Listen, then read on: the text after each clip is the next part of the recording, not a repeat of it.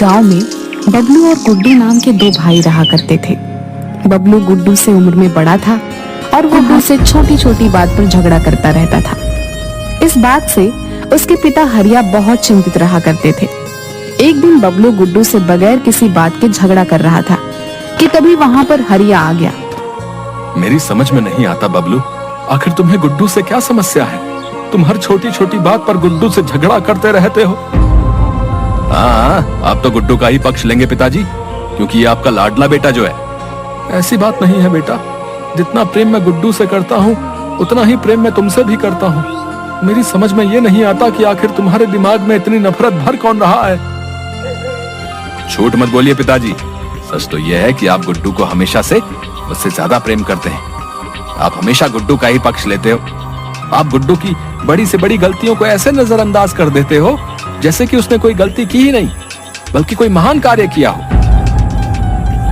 अपने बड़े भाई और पिता की बहस को गुड्डू काफी देर से सुन रहा था। वह बबलू की ओर देखकर बोला, ऐसी बात नहीं है भैया, जब मैं कोई गलती करता हूँ तो पिताजी मुझे डांटते भी हैं, लेकिन बस मेरी समझ में नहीं आता कि आखिर आपको मुझसे इतनी चिढ़ क्यों है। आखिर मैं आपका छोटा भाई हूँ। मेरा कोई छोटा भाई नहीं है, मैं अपनी माँ की इकलौती संतान हूँ, समझा। मेरी माँ के मरने के बाद पिताजी ने तुम्हारी माँ से विवाह कर लिया। तुम पिताजी की संतान जरूर हो, लेकिन मेरे कोई भाई भाई नहीं हो। बस बहुत हो गया बबलू, अब मुझे यह बताओ कि आखिर तुम गुड्डू से झगड़ा क्यों कर रहे थे? हमारे गांव की जमीन पर गुड्डू मुझसे बगैर पूछे एक ढाबा खोलने की तैयारी कर रहा था। उसे ढाबा खोलने के लिए मैंने ही बोला था। तुम तो कोई काम काज करते नहीं हो, और अब मैं बूढ़ा हो चुका हूँ। गुड्डू ही परिवार का खर्च उठाता है। बस अब यही सुनना बाकी रह गया था। तो आप ये कहना चाहते हैं कि मैं इसके टुकड़ों पर पल रहा हूँ? पिताजी, वो जमीन मेरी है, मैं उस जमीन पर गुड्डू को कोई ढाबा नहीं खोलने दूंगा। इतना कहकर बबलू क्रोधित होकर घर से बाहर निकल गया और गुड्डू अपने पिताजी की ओर देखकर बोला, अब आपको भैया से इतनी सख्ती से बात नहीं करनी चाहिए थी। पिताजी, आपने उनसे ऐसा क्यों कहा कि घर का खर्चा मैं ही उठाता हूँ? उनको कितना बुरा लगा होगा। तुम वाकई बहुत भोले हो गुड्डू।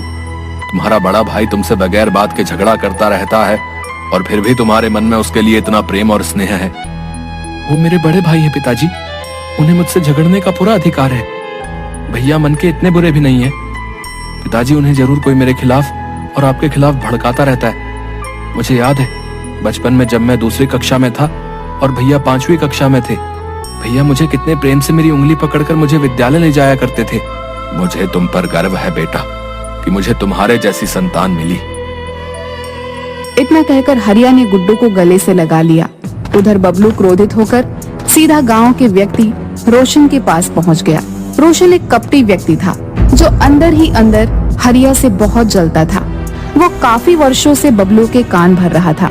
बबलू को अपनी तरफ आते देख रोशन मुस्कुराता हुआ बोला, क्या बात है बबलू, लगता है अपने छोटे भाई गुड्डू से फिर से झगड़ा करके आए हो तुम। अब तो हद पार हो गई है रोशन चाचा। आज तो मेरे पिताजी ने ये तक बोल दिया कि परिवार का खर्चा भी गुड्डू ही उठाता है, मानो कि मैं कुछ करता ही नहीं। अरे तुम्हारे पिताजी ने तुम्हें साफ साफ समझा दिया कि तुम गुड्डू के टुकड़ों पर ही पल रहे हो। तुम उन दोनों के लिए बोझ हो। मैं अब इस गांव में नहीं रहूंगा रोशन चाचा, मैं अपने परिवार को छोड़कर हमेशा के लिए चला जाऊंगा। अरे ऐसी गलती मत करना बबलू, अगर तुमने ऐसा किया तो गुड्डू अपने मकसद में कामयाब हो जाएगा। समझो, वो तुम्हारे पिताजी की सारी संपत्ति पर कब्जा कर लेगा। मत भूलो, हरिया की संपत्ति के असली वारिस तुम हो, ना कि वो गुड्डू। तुम्हारे पिताजी ने सबसे पहले तुम्हारी माँ से विवाह किया था भाई। आखिर पिताजी ने दूसरा विवाह क्यों किया? तुम्हारे पिताजी एक बहुत ही कठोर स्वभाव के व्यक्ति थे, एक नंबर के चरित्रहीन थे। तुम्हारी माँ जब जीवित थी तो वो हरिया के स्वभाव से बहुत चिंतित रहती थी, और इसी चिंता में वो स्वर्ग सिधार गई। तुम्हारे पिताजी शायद इसी दिन का इंतजार कर रहे थे। कुछ ही दिन बाद उन्होंने गुड्डू की माँ से विवाह कर लिया, जिनका देहांत अभी 2-3 साल पहले ही हुआ है। तो फिर आप ही बताइए रोशन चाचा कि मैं क्या करूं? हरिया के जो वकील हैं वो मेरे बहुत अच्छे मित्र हैं। अभी कुछ दिन पहले ही हरिया अपने वकील के पास वसीयत बनवाने के लिए गए हुए थे। ये बात मुझे वकील ने ही बताई। और जानते हो उन्होंने अपनी सारी संपत्ति किसके नाम करवाई है? किसके नाम रोशन चाचा? उन्होंने अपनी सारी संपत्ति गुड्डू के नाम कर दी है भैया। ये बात मुझे उनके वकील ने ही बताई। अगर तुम्हें मेरी बात पर विश्वास न हो तो तुम स्वयं जाकर वकील से पूछताछ कर सकते हो। अगर ऐसी बात है रोशन चाचा, तो फिर मैं गुड्डू को छोड़ूंगा नहीं। ऐसी गलती भूल कर भी मत करना। मेरे पास एक और उपाय भी है। कैसा उपाय रोशन चाचा? मैं तुमसे अभी कुछ देर पहले कह रहा था कि वो वकील मेरा बहुत अच्छा मित्र है। वो मेरे कहने पर वसीयत तुम्हारे नाम पलट देगा। पर इस बात का पता हरिया को कभी नहीं चल पाएगा। जब हरिया इस दुनिया से चला जाएगा तो सारी संपत्ति के वारिस तुम हो जाओगे। उसके बाद तुम गुड्डू को धक्के देकर बाहर निकाल देना। इस राज को तुम्हारे, मेरे और वकील के अलावा कभी कोई नहीं जान पाएगा। अगर तुम कहो तो मैं उस वकील से बात कर लेता हूँ।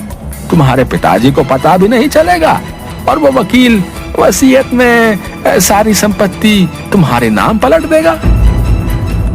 तभी वहाँ पर रोशन की बेटी उषा आकर बोली, पिताजी आपको माँ बुला रही हैं। रोशन उषा की बात सुनकर वहाँ से चला गया। दरअसल उषा और बबलू एक दूसरे से प्रेम करते थे। मैंने तुम्हारे और पिताजी के बीच की सारी बातें सुन ली हैं। तुम एक काम करो, कल पिताजी के साथ उस वकील के घर पर चले जाओ और वसीयत अपने नाम कर लो। जब तक तुम ऐसा नहीं करोगे, पिताजी मेरा विवाह तुमसे नहीं करेंगे। मैं कुछ समझा नहीं उषा, तुम क्या कहना चाहती हो?